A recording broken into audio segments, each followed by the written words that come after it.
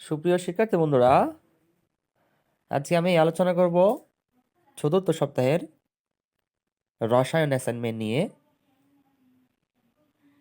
যে তোমরা রসায়ন অ্যাসাইনমেন্টটা কিভাবে লিখবে তার একটা সাধারণ রূপ আমি দেখিয়ে দেওয়ার চেষ্টা করব। তোমরা ভিডিওটি শেষ পর্যন্ত খুব মনোযোগ সহকারে দেখবে। তো সুপ্রিয় শিক্ষার্থী বন্ধুরা, আমি তোমাদেরকে যে আজকে যেই ভিডিওটির মাধ্যমে যেটা ক্লিয়ার করার চেষ্টা করব সেটি নবম শ্রেণীর রসায়নের চতুর্থ অ্যাসাইনমেন্ট। তোমরা দেখতেই পাচ্ছ এই সপ্তাহের অ্যাসাইনমেন্টের মধ্যে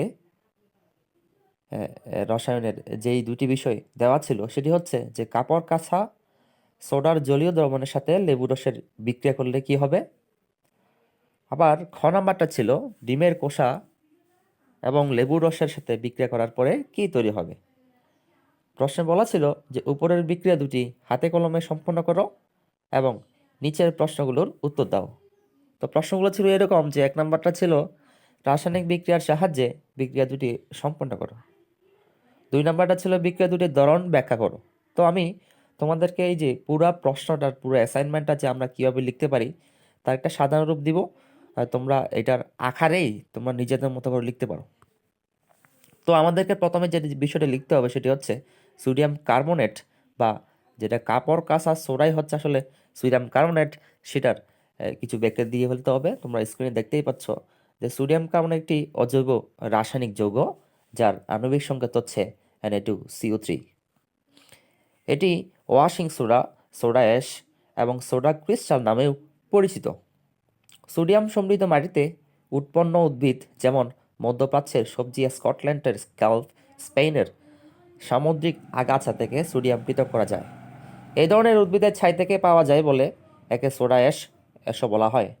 নানা বাণিজ্যিক পণ্য উৎপাদনে এই সোডিয়াম কার্বনেট কি হতে পারে, ব্যবহৃত হতে পারে। তো এটা আমরা প্রথমেই সোডিয়াম কার্বনেট অর্থাৎ কাপড় কাঁচা সোডার কিছু বেসিক বিষয়গুলো বর্ণনা দিয়ে ফেলবো। তারপরে সোডিয়াম কার্বনেটের আমরা ধর্ম নিয়ে আলোচনা করব। ধর্ম, বেশ কিছু ধর্ম আমি তোমাদের জন্য লিখেছি, তোমরা চাইলে এখান থেকে দেখতে পারো এবং মিলিয়েও নিতে পারো। এরপর ধর্ম লেখার পরে যে বিষয়টা লিখবো সেটা হচ্ছে সোডিয়াম কার্বনেটের ব্যবহার লিখবো। আমি কিন্তু আগেই বলছি সোডিয়াম কার্বনেট মানেই হচ্ছে কাপড় কাঁচা সোডার রাসায়নিক সংকেত, অর্থাৎ কাপড় কাঁচা সোডাকে আমরা সোডিয়াম কার্বনেটও বলতে পারি। এরপর ব্যবহার লিখবো সোডিয়াম কার্বনেটের।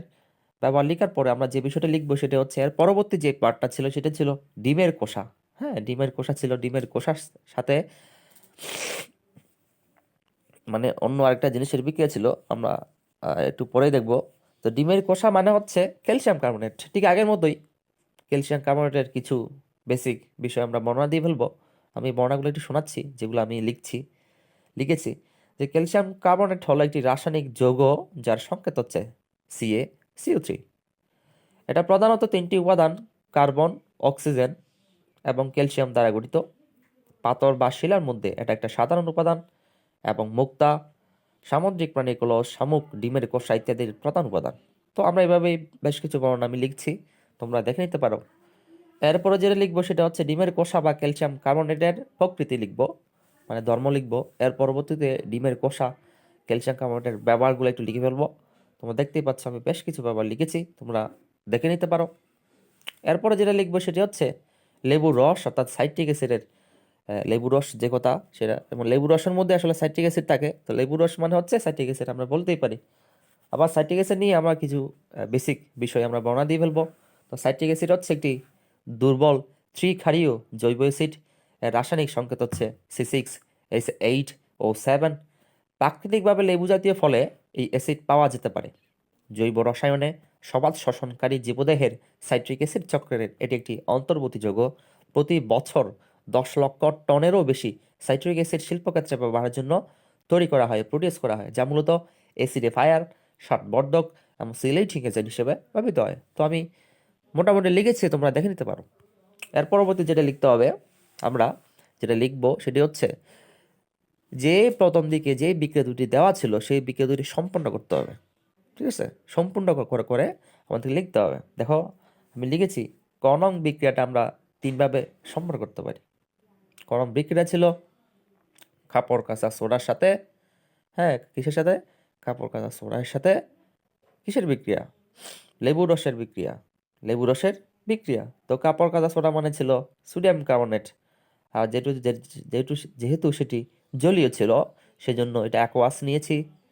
অন্যদিকে লেবু রসের মধ্যে সাইট্রিক অ্যাসিড থাকে, সেজন্য আমি সাইট্রিক অ্যাসিড 6H8O7 নিয়েছি। এই দুটি বিক্রিয়া করে প্রথমে যেটি তৈরি করবে সেটি হচ্ছে monosodium citrate plus carbon dioxide plus পানি। 2 নাম্বার উপায়টা হচ্ছে সোডিয়াম কার্বনেট সাইট্রিক অ্যাসিড পরস্পরের সাথে বিক্রিয়া করে disodium citrate plus carbon dioxide plus পানি তৈরি করে। 3 নাম্বার উপায় যেটি ছিল সেটি sodium carbonate plus citric acid সমান, ওরা পরস্পরের সাথে বিক্রিয়া করে ট্রাইসোডিয়াম সাইট্রেট এবং কার্বন ডাইঅক্সাইড ও কিছু পরিমাণ পানি তৈরি করে। হরণ বিক্রিয়াটা ছিল যে ডিমের কোষার সাথে লেবু রসের বিক্রিয়াটা ছিল। তো ডিমের কোষা মানে কি, যার মধ্যে ক্যালসিয়াম কার্বনেট রয়েছে প্রচুর, আর সাইট্রিক অ্যাসিড মানে হচ্ছে লেবু রস মানেই তো সাইট্রিক অ্যাসিড, সেটি হচ্ছে C6H8O7 সমান, ওরা পরস্পরের সাথে বিক্রিয়া করে calcium citrate plus carbon dioxide plus পানি তৈরি করে। তোমরা যখন বিক্রিয়াগুলো খাতায় লিখবে বা অ্যাসাইনমেন্টে লিখবে অবশ্যই যে ক্যালসিয়াম কার্বনেট CaCO3 এর নিচে এটার ক্যালসিয়াম কার্বনেট পুরো বাংলাটা লিখবা, ঠিক আছে? ঠিক প্রত্যেকটা জায়গার মধ্যে বাংলাগুলো একটু লিখবা নিচে, যেমন সাইট্রিক C6H8O7 এটার নিচে সাইট্রিক অ্যাসিড লিখে দিবা, ঠিক আছে? তো কার্বন CO2 এটার নিচে কার্বন ডাইঅক্সাইড লিখে দিবা, H2O পানি লিখে দিবা। এখন সর্বশেষ যে বিষয়টা ছিল যে বিক্রিয়া দুটি ঘটানোর পরে, সম্পন্ন করার পরে আমাদেরকে জিজ্ঞেস করছে যে বিক্রিয়া দুটি কোন ধরনের হতে পারে। তো দেখো, লঘু অ্যাসিড ও দাতক কার্বনেটের সাথে বিক্রিয়ায় লবণ, পানি এবং কার্বন ডাইঅক্সাইড উৎপন্ন হচ্ছে। অর্থাৎ উদ্দীপকের প্রথম বিক্রিয়াটি সোডিয়াম কার্বনেট এবং সাইট্রিক অ্যাসিডের বিক্রিয়া। অন্যদিকে 2 নং বিক্রিয়া ছিল ক্যালসিয়াম কার্বনেট এবং সাইট্রিক অ্যাসিডের বিক্রিয়া। বিক্রিয়া দুটি আসলে একই ধরনের। কারণ একই ধরনের কেন বললাম, কারণ তারা বিক্রিয়া দুটির ক্ষেত্রে একটু খেয়াল করে দেখো যে উৎপাদের মধ্যে লবণ আছে, পানি আছে, আর কার্বন ডাইঅক্সাইড হচ্ছে উড়েই যাবে। লবণ এবং পানি তৈরি হচ্ছে, আর আমরা কি জানি অ্যাসিড এবং ক্ষারের বিক্রিয়ায় যখন লবণ ও পানি তৈরি হয় তখন সেটি হচ্ছে প্রশমন বিক্রিয়া। অতএব বিক্রিয়া দুটি প্রশমন বিক্রিয়া অন্তর্ভুক্ত। তো সুপ্রিয় শিক্ষার্থী বন্ধুরা, আশা করছি তোমরা বিষয়টি বুঝতে পেরেছো এবং তোমরা তোমাদের মতো করে উত্তরটি সাজিয়ে নেবে। ধন্যবাদ সকলকে।